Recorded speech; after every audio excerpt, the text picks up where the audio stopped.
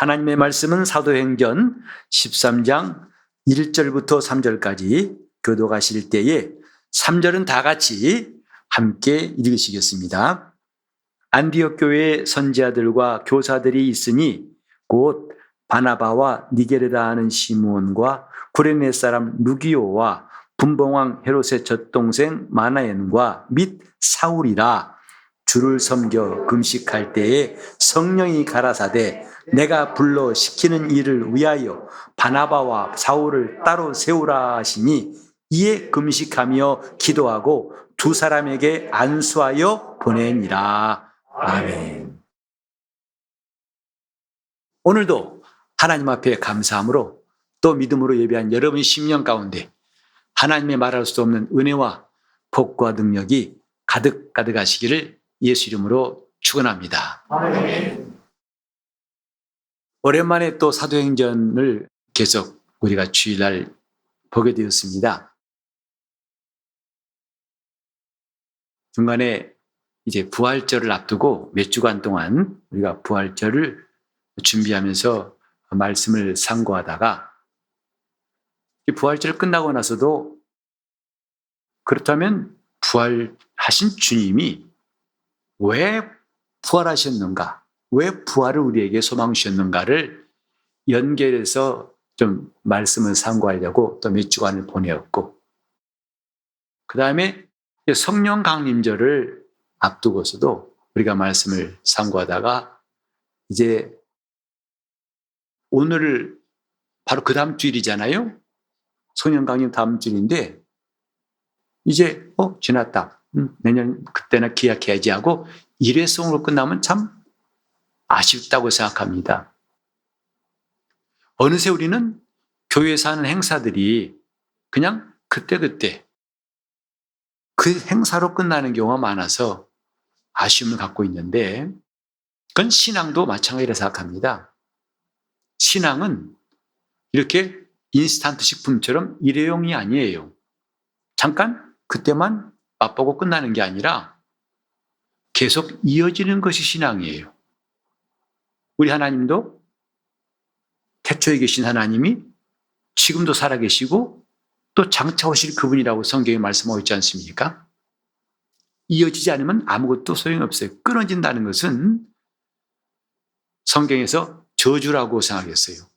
자손이 끊기는 것, 이스라엘이 회중의 총회에 들어가지 못하는 것, 그것을 하나님은 매우 엄중한 경고로 말씀하시고 그건 끊쳐지리라. 그건 아주 정말 무서운 거라는 것을 가르치셨죠. 신앙은요, 명사가 아니고 동사입니다. 요한복음에도 믿음이란 말이 많이 나오는데 그냥 명사형이 아니라 동사형으로 되어 있다고 해요. 믿음은 듣고 감상하는 것이 아니라 믿고 행하는 거예요. 움직이는 것이다 이 말이죠. 그래서 부활절, 주님이 부활을 왜 하셨을까? 33년밖에 사시지 못했기 때문에 좀 아쉬워가지고 더 계시려고? No. 주님은 40일 만에 하늘로 올리우셨어요. 그때까지 하나님 나라의 일을 말씀하시다가 바로 하늘로 가셨어요.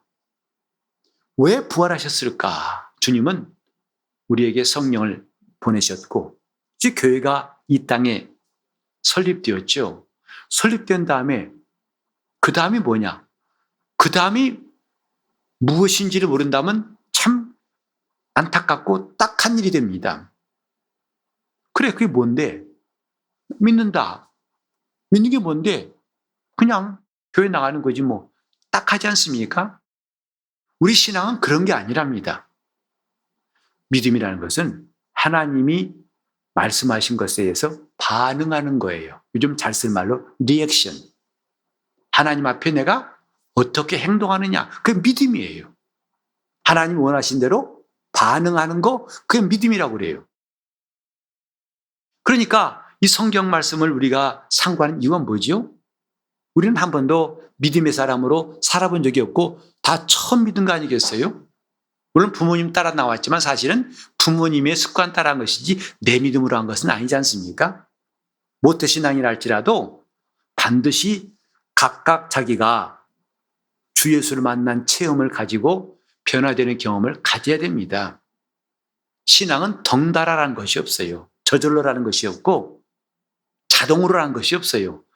그 성경 각각 회개하라, 각각 믿으라고 했어요. 각각 침례를 받고 누가 대신해 줄 수 없는 것이 영적 생활이라는 것을 우리는 잘 알고 있지 않습니까? 그러니까 우리는 하나님 앞에서 이어지고 계속 이어지는 것이 중요하다는 것을 한번 생각해 봅시다. 우리가 지난주 예배 나왔으니까 뭐 한 달에 한 번만 나오면 되죠. 매주 나올 필요 있나? 이렇게 하신 분 없을 거예요. 계속 매주마다. 그리고 기도도 지난 주일에 했으니까 오늘 안 해도 돼. 그게 아니라 우리는 호흡처럼 계속 기도하는 것이 필요하다고 알고 있죠. 요컨대 계속되어야 되는 것이 신앙생활이에요. 믿음은 지속되어야 생명이 있습니다. 그래서 바울 사도가 한 말이 있죠.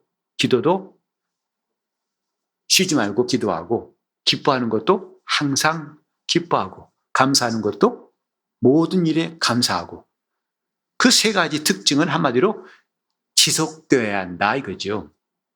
하나님을 사랑하는 것도 한때는 사랑했다가 시험 들어 그만두고, 이게 아니라 계속 사랑하는 것이죠.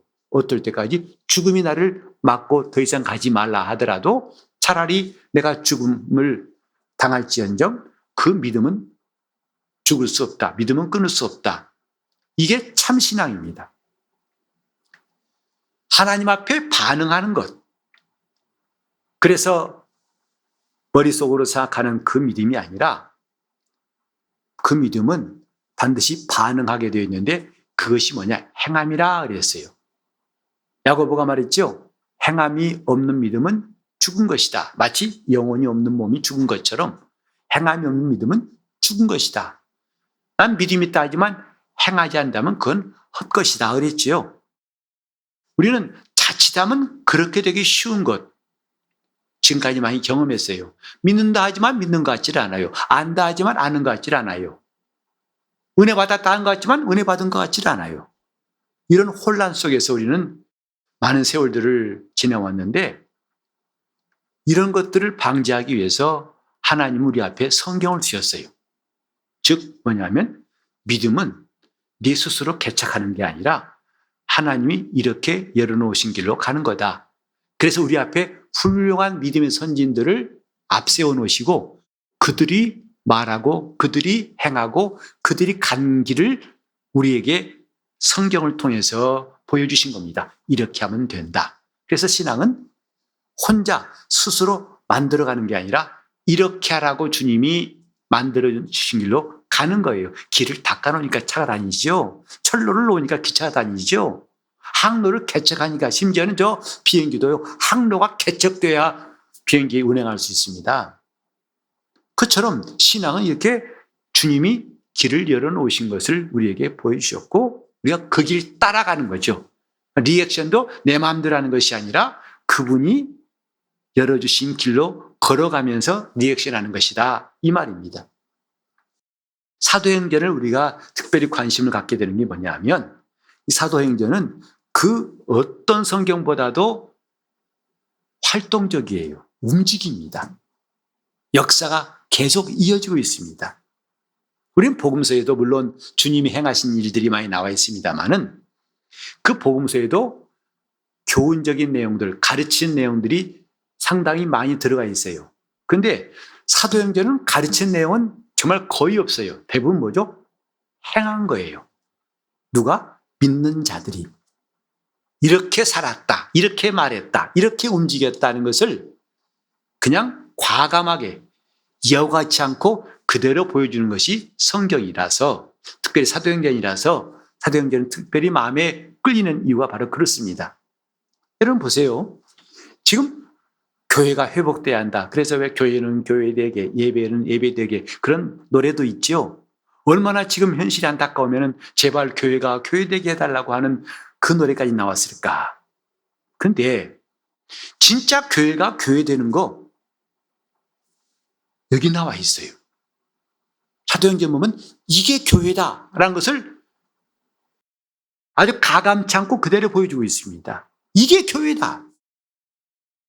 오늘 사람들이 그리는 교회 모습, 이러면 안 되는데, 그럼 어떻게, 이래야 되는데, 그게 아니고 성경은 아주 직설적으로 이게 교회다. 교회는 이것이다. 라고 주님이 보여주시려고 사도행전을 성경에 두셨다. 이 말이죠. 이게 교회다. 오늘 그 장면을 또 보고 있습니다. 안디옥 교회 이야기죠. 안디옥 교회는 참 훌륭한 교회예요. 원래 기독교의 시작은 예루살렘 교회입니다. 놀랍게도 오늘 이 시간부터 13장부터는 성경의 무대가 예루살렘에서 옮겨와요. 어디로? 안디옥 교회로. 왜 그랬을까? 여러 가지 있겠지만 안디옥 교회는 특별히 주님의 명령, 성령이 임하시면 권능을 받고 예루살렘과 온 유대와 사마리아와 땅끝까지 이르러서 내 증인이 되리라. 이 명령을 순종한 교회였어요. 처음 시작했던 예루살렘 교회는 그렇게 하나님께서 역사하사 폭발적인 부흥도 있고 놀라운 일이 많았지만은 그 명령을 순종치 않았어요. 그래서 이제는 안디옥 교회로 무대가 옮겨진 거예요. 그리고 우리는 이 다음부터 안디옥 교회에서 파송한 사도 바울과 바나바가 3차례 걸쳐가지고 선교 여행을 떠남으로써 복음이 정말 눈덩이처럼 퍼지고 누룩처럼 퍼진 역사를 드디어 보게 되는 거예요. 그 시작이 오늘 이 13장 1절부터 3절이에요. 그러면서 우리는 다시 한번 깨닫습니다. 이것이 교회다.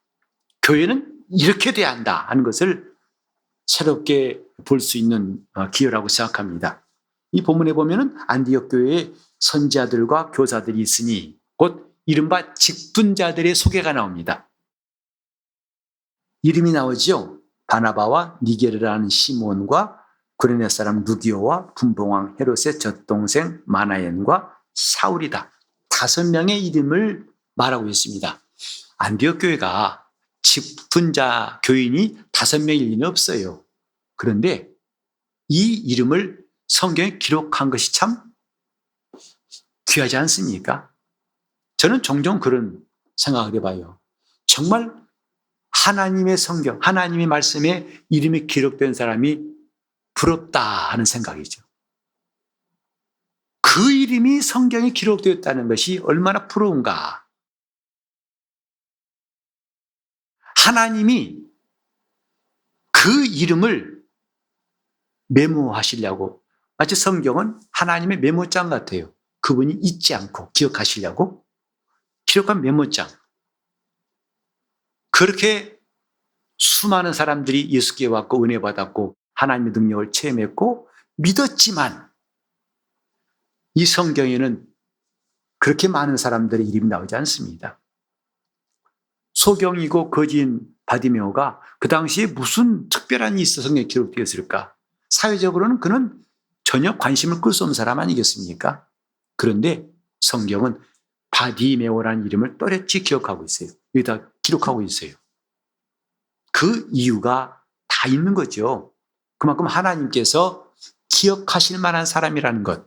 아까 우리가 생일자를 축복할 때에도 그 이름을 기억하시고 그 얼굴을 주님이 기억해달라고 기도했지 않습니까? 너무나 귀한 거예요. 그 이름을 기록할 만큼 하나님께서 하나님의 메모장에다가 기록하실 만큼 정말 하나님의 관심을 끌었다는 데 우리는 부러움을 갖게 되는 것입니다. 바라기는 오늘 예배한 여러분 한 사람 한 사람의 이름이 우리 주님 앞에 놓인 책에 다 기록될 수 있기를 예수 이름으로 축복합니다.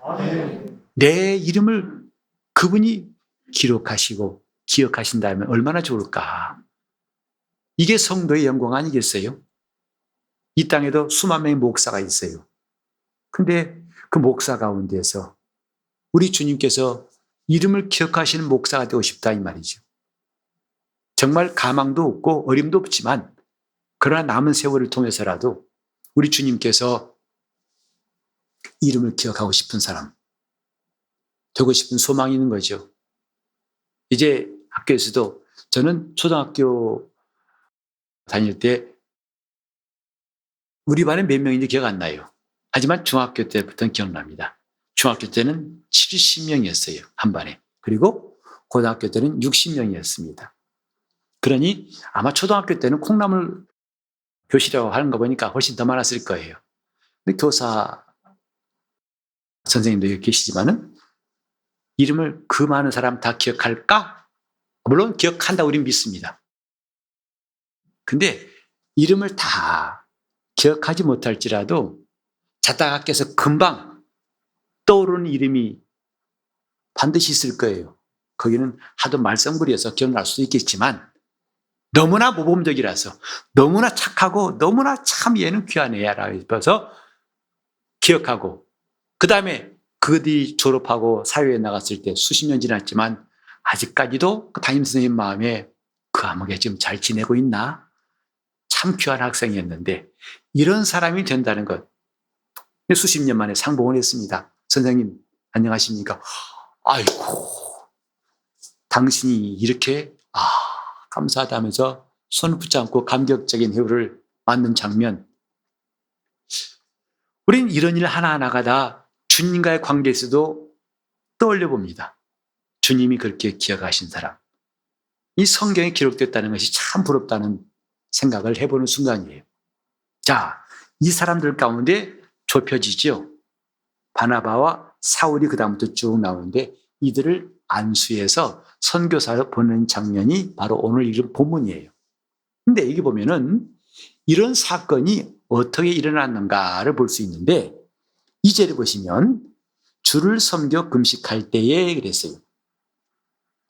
여기에 섬기다는 동사가 헬라어 찾아봤더니 예배하다는 의미더라고요. 그러니까 예배하며 하나님께 금식할 때에 이런 일이 일어났다. 무슨 일인데 성령께서 가라사대, 곧 성령이 말씀하셨다 이거예요. 이게 교회예요. 오늘 우리는 이런 말씀을 들으면서도 좀 막연한 느낌을 갖지 않습니까? 실제로 그런 일은 그때나 있었지만 지금이야 이런 순간이 많습니다만 사실은요 이 시대에도 이 땅의 어느 교회에서는 이런 역사가 있어요. 예배 중에 성령께서 말씀하시고 역사하시는 정말 신령한 교회들이 지금 이 시대에도 있다는 사실을 우리는 기억해야 됩니다. 이게 교회예요. 어떤 게 교회냐고요? 성령께서 말씀하시는 것이 교회예요. 이미 주님께서 요한계시록 2장 3장에 7번이나 빠짐없이 교회들에게 하신 말씀이 뭐죠? 귀 있는 자는 성령이 교회들에게 하시는 말씀을 들을지어다. 주님은 그것이 교회라고 확실히 우리에게 알려주셨어요. 성령께서 말씀하시더라. 대개 보면 교회도 사람들이 모여서 결정하고 어떤 일을 한다 만다 끝납니다. 사실은요 우리가 성령 충만하면 교회 일은 사람들이 모여서 투표해 결정하는 것이 아닙니다.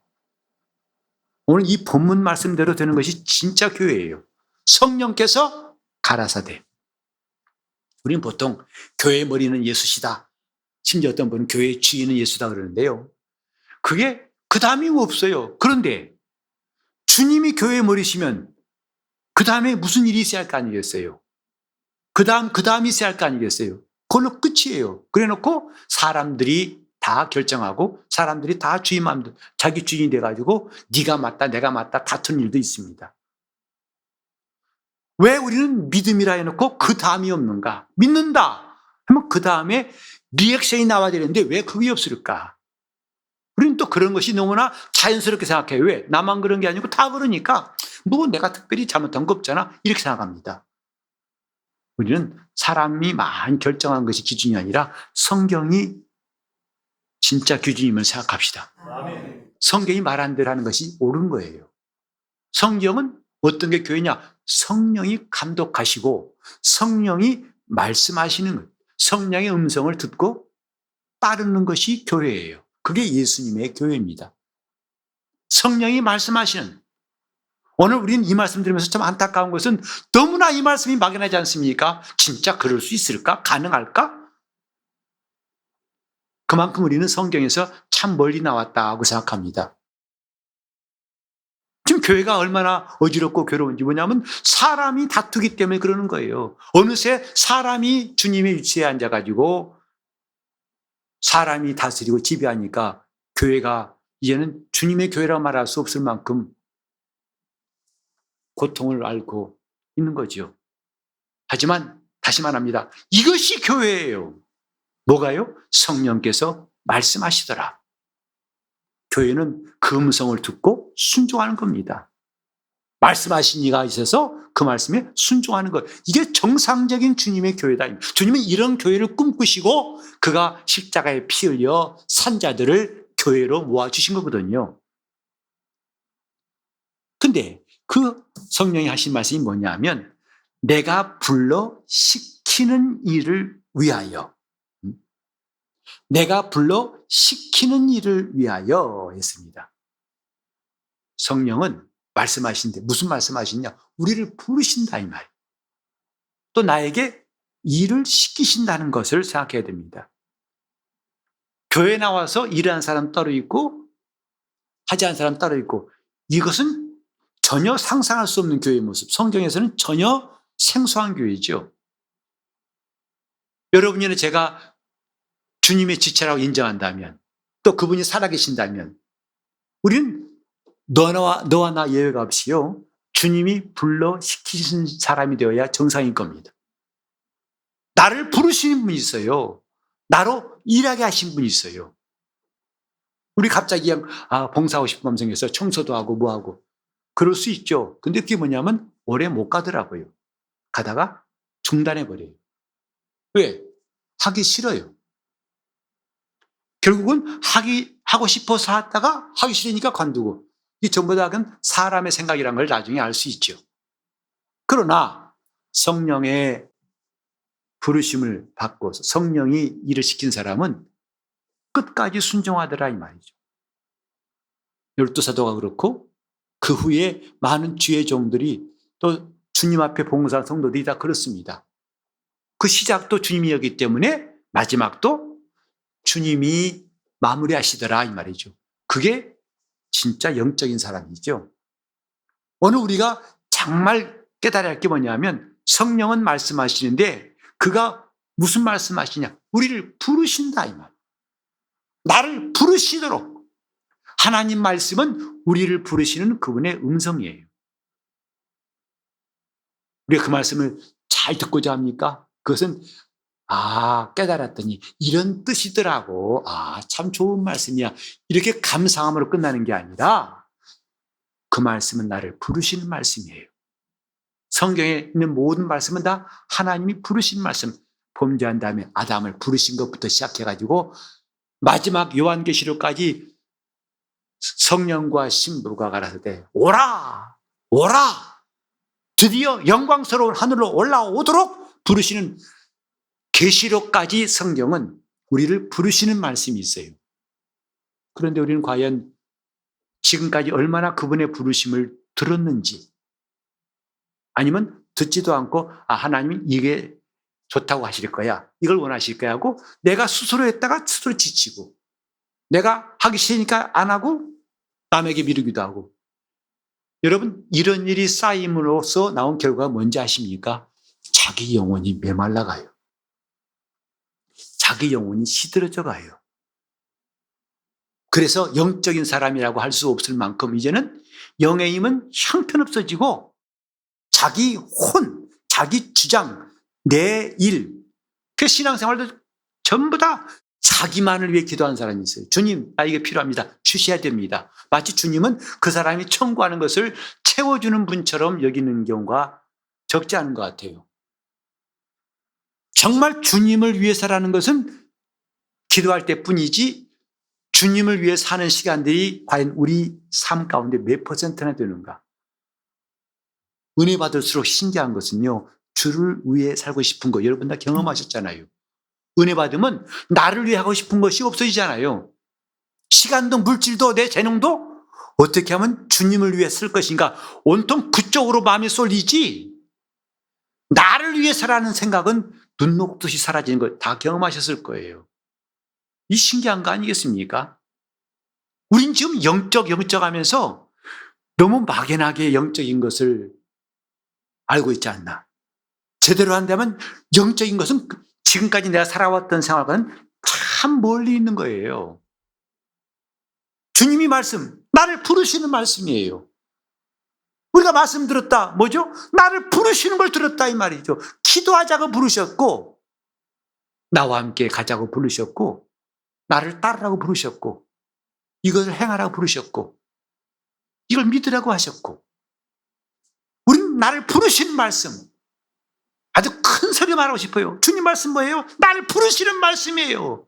근데 그 부르심으로 들었냐 이 말이죠. 그냥 자기가 상상하고 느끼고 이해하고 끝나버렸죠. 하나님 말씀은 이해하는 것이 아닙니다. 하나님 말씀은 이해하는 말씀이 아니에요. 사실 하나님 말씀은 이해 안 되는 것이 대부분 아니겠습니까? 거의 다라 해도 과언이 아니죠. 여러분 어떻게 오병 이어가지고 5천 명을 먹일 수 있는 것 정도 아니라 12바구니에 남습니까? 어떻게 바다 갈라져서 60만 명이 넘는 사람들이 바다 밑을 육지처럼 걷고도 그 뒤따라온 애국 사람은 다 바다에 죽습니까? 하나님의 말씀은 이해할 상대가 아니에요. 믿어야 할 거지요. 근데요, 그 말씀은 내 지성으로는 도무지 죽었다 깨어나도 못 믿는 것이 하나님 말씀이에요. 그럼 어떻게 하냐? 영으로 들어야 할 말씀이 하나님 말씀이에요. 하나님 말씀은 영입니다. 그건 내 영만이 알아들을 수 있어요. 그래서 영이 살아야 한다는 거예요. 여러분이 부모님을 보고서 누구야? 그러면 우리 아빠, 이분 우리 엄마. 어떻게 알아서? 연구해보고. 이런 사람 없을 거예요. 경험해보고. 뭘 경험했어요? 모르잖아요. 근데 여러분들은 금방 알아봐요. 누구라고 해요? 이걸 갖다 직관이라고 합니다. 직관적으로 한다고 그래요. 성경 말씀은 연구에서는 죽어도 깨도 몰라요. 지식으로는 알 수 없습니다. 여러분이 수십 년 공부해도 성경 말씀은 이성으로는 알 수가 없어요. 오랫동안 걸려야 하는 말씀이 아니라 말씀은 내 영이 들이면 즉각 깨닫는 게 그게 하나님 말씀이에요. 그래서 예수님 말씀을 주님 뭐라고 했어요? 지혜롭고 슬긴 자에게는 숨기시고 어린아이에게는 나타내심을 감사하나이다. 어린아이는 연구하고 노력하고 고민하지 않습니다. 하나님 말씀은 그렇게 해서 얻는 게 아니란 뜻이에요. 다 지금 자기 영의 기능을 제대로 모르고 있으니까, 영이 활동하고 있지 않으니까 그 말씀을 붙잡을 수도 들을 수도 없는 것이다 이 말이에요. 자, 안타까워. 그래서 이제 앞으로 오후 시간에는 계속해서 지난주부터 시작했습니다만은 이런 영적인 문제에 대해서 말씀드리려고 그래요. 정말 성도들의 신앙생활이 무엇인지 기초부터 만들자 이 말이죠. 이거 없이 앞으로 어떻게 하랍니까? 그냥 대충 하고 가면 됩니까? 안 됩니다. 하다 보면 뭐가 되겠지. 그런 주먹구구식은 나중에 커다란 후회가 올 겁니다. 성경 말씀이 답이고요. 이게 교회입니다. 근데 우리 이렇게 안 하면 뭐죠? 뭐 이렇게 안 해도 성경 말씀 구태여 그렇게 내가 매이지 않아도 살만 하던데 뭐 특별히 내가 내 이성이 마비되고 지식이 없고 내가 또 세상에 살기 힘들고 불편한 게 없죠? 맞습니다. 없습니다. 근데 정작 문제는 어디서 나오냐면 영이 메말라간다 이 말이죠. 그 타는 목마름 아십니까? 제가 이제 요즘에 제자훈련을 준비하면서 또 몇 분 만나 이야기하면서 느낀 게 뭐냐면 목마르다는 걸 많은 분들이 경험해요. 나는 목마르다. 교회는 다니는데 말씀은 듣는데 성경은 봤는데 설교는 많이 듣는데 뭔가 채워지지 않고 영혼을 위해 살자 해놓고도 그 다음에 공허해서 이 채워지지 않는 이 갈증과 이 배고픔. 맞아요. 그걸 느낀 사람은 아직도 희망이 있어요. 우리는 지금 성령께서 하시는 게 뭐냐면 내가 불러시킨다. 주님은 지금도 우리를 부르시려고 그래요.